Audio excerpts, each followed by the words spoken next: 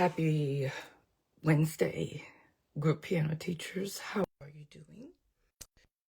It's rainy here in Dallas, Fort Worth area. A good day to stay in bed and read a book, but no, we got to work.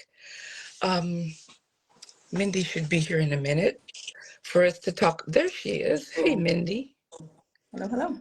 I was just sharing that it's rainy and muggy here, like to stay in your bed and read a book, and you look like it's summer 3 hours away from my house. Well, it is, isn't it? Like anything 80 degrees and over feels great to me. Oh, maybe I haven't been outside of my house yet, and my house is cold.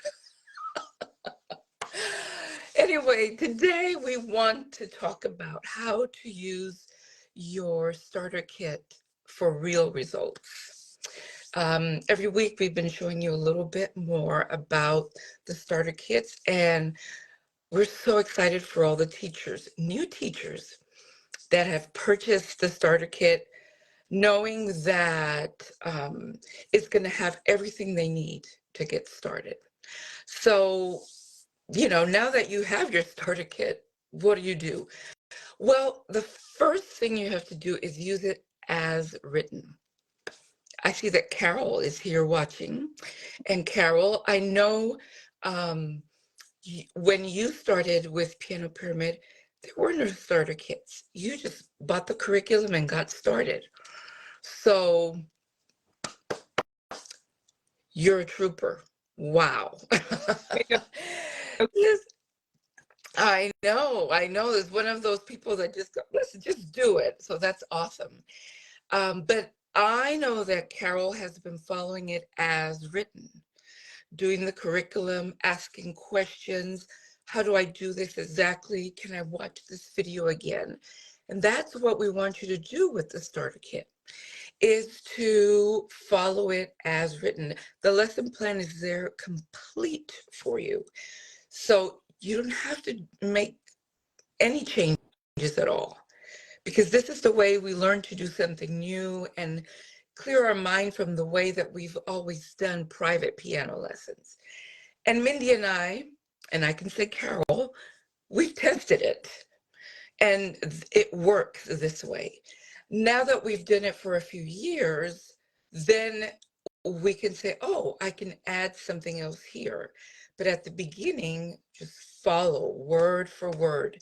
Teach the lesson also to real students. Yes, go ahead. Can I speak to that for a second? Yeah. So I was a group teacher for several years before I started teaching Piano Pyramid. So I just need everybody to know it's not just if you're brand new to teaching group, it could be anyone teaching group. It is very important to follow the lesson plan. I did a hard pivot 6 weeks into my school year. We had been starting the year doing things that I'd always been doing. Kids knew what to expect, and then circumstances changed and I had to make an overnight decision. And I was like, I got to do Piano Pyramid. This is the time. And I did. I went through and I was just like following every single instruction. And within 4 weeks, both my students and I felt so much lighter and so much more focused. And we felt like, yes, this is a good thing. This is what we needed. But it took that whole first month of teaching that way for us to realize, yeah, this is actually going to work. So yes, use it the way it's written. Yeah. I mean, as a group teacher, I had the group piano teaching mindset. But shifting into Piano Pyramid was an absolute game changer. Mm-hmm. And especially if you have a class with multi-level students, I know that seems so mind-boggling for you to switch to doing everybody the same age. And you will have classes that will be everyone the same age, and that's okay. It's not a big deal. But then when they start to do their own thing and want to get ahead, you have a way to control that with everyone playing the same song, and you'll know exactly how to handle it. And that is what we're trying to do with the starter kit. Sorry. No, go ahead. Not even necessarily control it, but encourage it. You have space to encourage kids to progress at the rate that's right for them, where you don't necessarily have that if it's all same age, same level. Well, when I say control, I'm talking about like you, the teacher, know where you're going. Yes. Yeah. Okay. That's Yes. the type of control, like you're guiding, you're driving the car, and you know the map, you know the Yeah. road, not controlling the students. You don't have a flat tire and you're like, whoa. Right? Well, that would happen to me if I had a flat tire. I'd be like, oh, can you come help me? But anyway, Sorry. if I follow the lesson plan of how to take care of a car, I would know what to do if I have a flat tire. Anyway, sometimes we want to just read a lesson plan, and in your head you imagine it and think, oh, this is not going to work. Do it with real students. Get a class together and actually do it.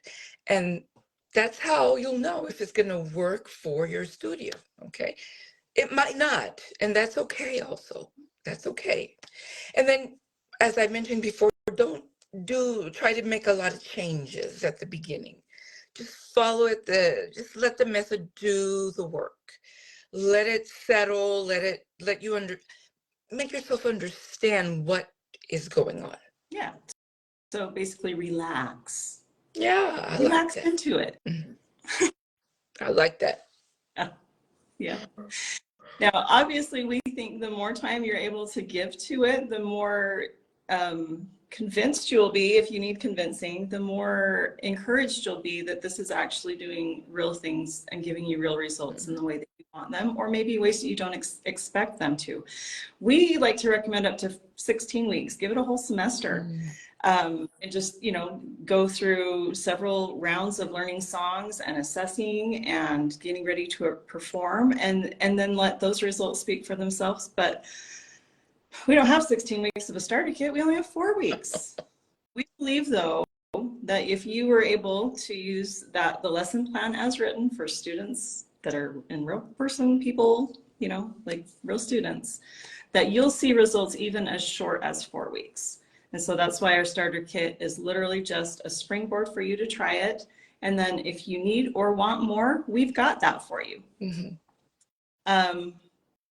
So another way to get real results is to stick with the rhythm of the method, even though it might be different, because each thing has been very, very intentionally crafted so that you'll have smoother lessons, that there is a flow, that your kids learn technique, that they are getting everything that they need. There's learning going on. And if you're able to do that, you're actually going to see stronger student progress because there's ways to measure that. And that's been a really big thing for me, especially when I'm talking to parents. I can say, you know what? Your child did really well on 2 assessments and then did really poorly on the 3rd one. Is everything okay at home?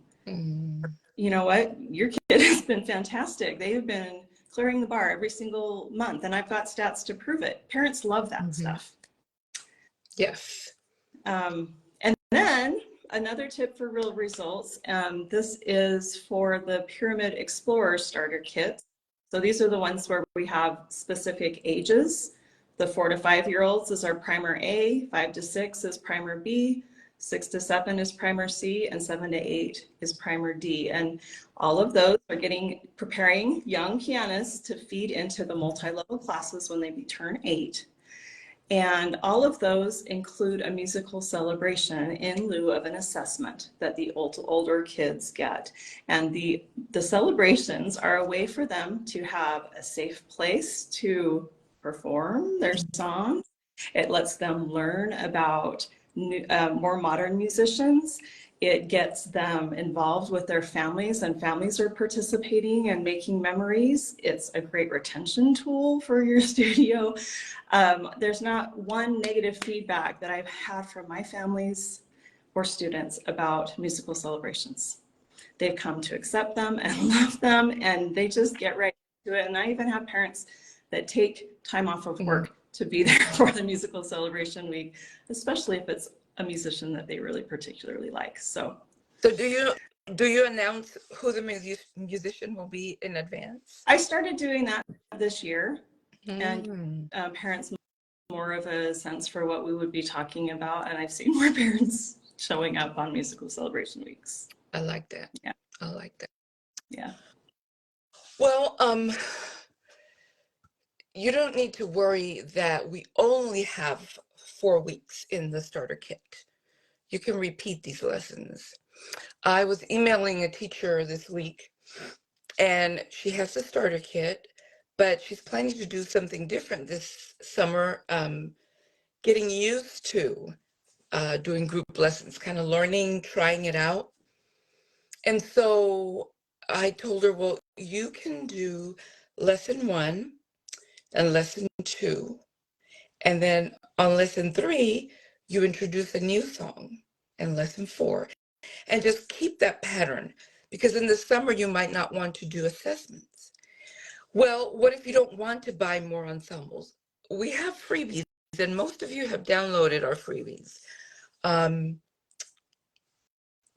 do we have it on the website? I'm not sure. Yes, currently there is a banner at the top of the Okay, website that you download the freebie. thank you. Yes. Okay. So there's another piece that, and usually we work on a piece for one, in the summer it would be 1 week, 2 weeks, or 1 week we introduce it, the next week we introduce another new song, and then you could review, and there's just so many things you can do. And you can always email us if you're confused of how you could make this work in the summer. But if you just follow it as is, it's also fabulous, because you'll know exactly how the method works. You can make it slower, you can do it faster, you can divide one lesson into two different, one lesson plan into 2 different days. When we say don't rearrange it, we mean don't add other things that you think that are missing. There's really nothing missing if you just follow the flow of the lesson. Um, so these kits are flexible, and you can adjust them, but we always suggest that you adjust them after you know what that flow will be for your lesson. So trust the framework. It's also there to help you teach confidence, so you can feel confident being a group piano teacher. Absolutely. Yeah. Yeah. Points with your students, because there's just something magical about the piano pyramid method for kids that lets them move at the pace that's right for them. I just found out in parent teacher conferences that 2 of my students, their sisters that come to a class, they moved in August and they still haven't found the plug to their digital keyboard. Oh my They have not practiced the piano one single day this year, but they're ready to perform with the class because their God. particular class needs a little bit different cadence. They've been able to use more class time to get prepared to perform. And I the mom love that. understanding that they'll still continue at the next level for the next year, that it's on her to find that piano plug. But and then I've got other classes where they're like all my super high achievers, and we go through a lot more music. They'll be performing 8 pieces instead of 6 at our class performances in 2 weeks, and they just can't get enough. They're all high practicing. Wow. It really is a way to accommodate everybody and make Everybody. it easier, Mhm. because you can even have the non-practicers and the high practicers in the same class Yes. and still have wonderful music making opportunities, and kids are still going to be able to get what they need. Yes. Totally agree. And I love that aspect of making music together. Sometimes as private piano teachers, our goal is to finish a book, to go to the next level, to learn an X amount of pieces. And in Piano Pyramid, we have 12 ensembles during the year. And that's it. If a student seems to be more driven to do more, then you can give them solo pieces on the side and have them work on other things. That is fine. But that's not what I have. here in my corner of Texas. The kids are doing football and baseball and track. And so, they come all sweaty from their uniform with their uniform on, ready to play the piano. And I just can't find a way to say, no, you can't do piano because you don't have X amount of hours to practice. I want them to love music and love making music with others.